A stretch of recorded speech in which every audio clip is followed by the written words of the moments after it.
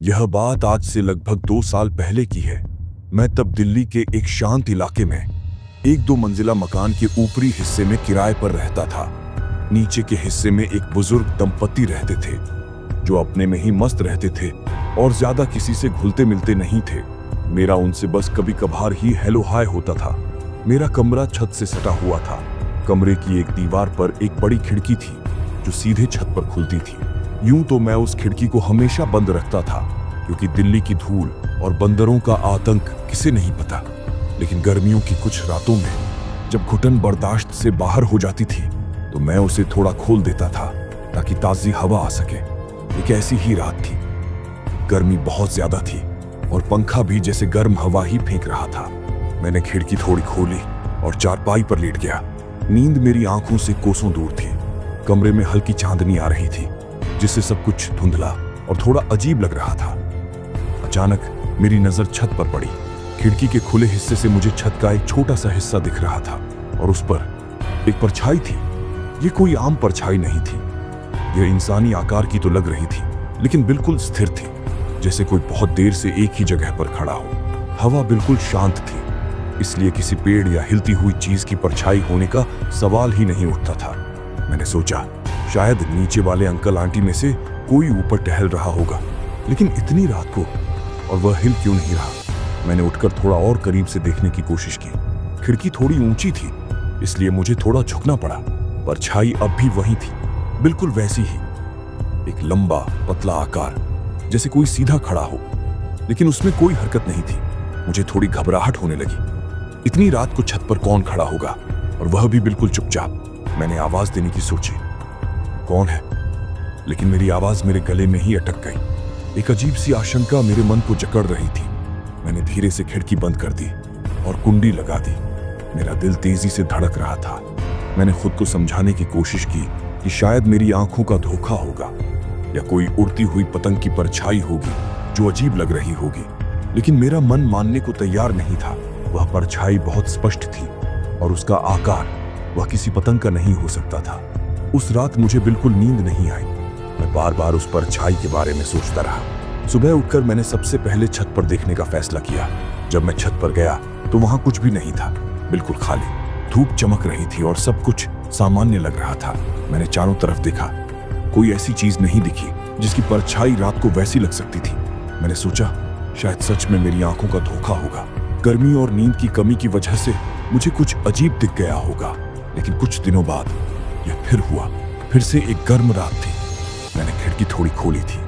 आधी रात के बाद मेरी नींद खुली, शायद किसी अजीब सी बेचैनी की वजह से। मैंने आंखें खोली और अचानक ही मेरी नजर छत पर चली गई। वह परछाई फिर से वहीं थी, बिल्कुल उसी जगह पर, उसी आकार की। इस बार चांदनी थोड़ी ज्यादा थी और मुझे वह परछाई और भी स्पष्ट रूप से दिखाई दी। वह एक मानव आकृति जैसी थी, लेकिन उसके कोई स्पष्ट हाथ या पैर नहीं दिख रहे थे, बस एक लंबा धुंधला सा आकार। इस बार मुझे गुस्सा आया। कौन है जो रात के अंधेरे में मेरी छत पर खड़ा होकर मुझे डरा रहा है। मैं तेजी से उठा और खिड़की खोलकर जोर से बोला, कौन है वहां। मेरी आवाज शांत रात में गूंज उठी। नीचे से बुजुर्ग दंपति के कमरे की बत्ती जली, लेकिन ऊपर छत पर कोई हलचल नहीं हुई। वह परछाई अब भी वहीं खड़ी थी, बिल्कुल स्थिर। मैंने हिम्मत करके छत पर जाने का फैसला किया। मैं अपने कमरे से बाहर निकला और सीढ़ियों की तरफ बढ़ा। मेरे हाथ पैर कांप रहे थे, लेकिन मेरे अंदर एक अजीब सी जिद पैदा हो गई थी। मुझे आज पता करना ही था कि यह क्या है। नीचे वाले अंकल ने दरवाजा थोड़ा खोला और मुझे देखकर चौंके। क्या हुआ बेटा? सब ठीक है। मैंने उन्हें बताया कि मैंने छत पर किसी को देखा है। वह थोड़े हैरान हुए और बोले कि वह और उनकी पत्नी तो कब से सो रहे हैं और ऊपर कोई नहीं गया। मैंने उनकी बात सुनी, लेकिन मेरा मन नहीं माना। मैं धीरे धीरे ऊपर छत की तरफ बढ़ा। सीढ़ियां लकड़ी की थी और हर कदम पर चर्र मर्र की आवाज कर रही थी, जो मेरी बेचैनी को और बढ़ा रही थी। जब मैं छत पर पहुंचा तो वहां फिर से कुछ नहीं था, बिल्कुल खाली। चांदनी में सब कुछ शांत और सुनसान लग रहा था। मुझे अपनी आंखों पर विश्वास नहीं हो रहा था। वह परछाई कहां गायब हो गई? क्या सच में मैं पागल हो रहा हूं? मैंने चारों तरफ टॉर्च की रोशनी से देखा।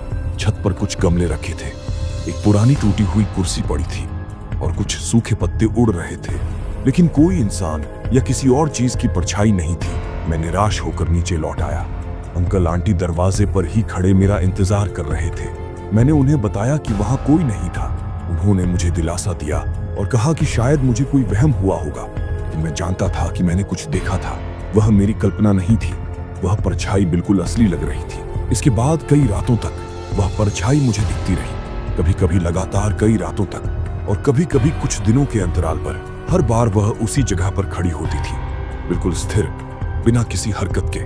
मैंने उसे अलग अलग समय पर देखने की कोशिश की, आधी रात को, लेकिन वह हमेशा वहीं मिलती थी जब भी मैं गलती से या जानबूझकर छत की तरफ देखता था। धीरे धीरे मेरे अंदर डर की जगह एक अजीब सी जिज्ञासा ने ले ली। ये क्या है? ये क्यों यहाँ है? ये मुझसे क्या चाहता है? मैंने उस परछाई को ध्यान से देखना शुरू कर दिया। उसकी कोई स्पष्ट आकृति नहीं थी, बस एक काला सा लंबा धब्बा। लेकिन कभी कभी चांदनी में मुझे ऐसा लगता था जैसे उसके सिर के ऊपर कुछ निकल रहा है, जैसे सींग या कोई अजीब सा आकार। मैंने इसके बारे में अपने दोस्तों से बात करने की कोशिश की, लेकिन मुझे डर था कि वे मेरा मजाक उड़ाएंगे या मुझे पागल समझेंगे। इसीलिए मैंने ज्यादा कुछ नहीं बताया, बस इतना कहा कि मुझे रात में छत पर कुछ अजीब दिखता है। जाहिर है उन्होंने मेरी बात पर ज्यादा ध्यान नहीं दिया। एक रात मैंने फैसला किया कि मैं उस परछाई के पास जाऊंगा।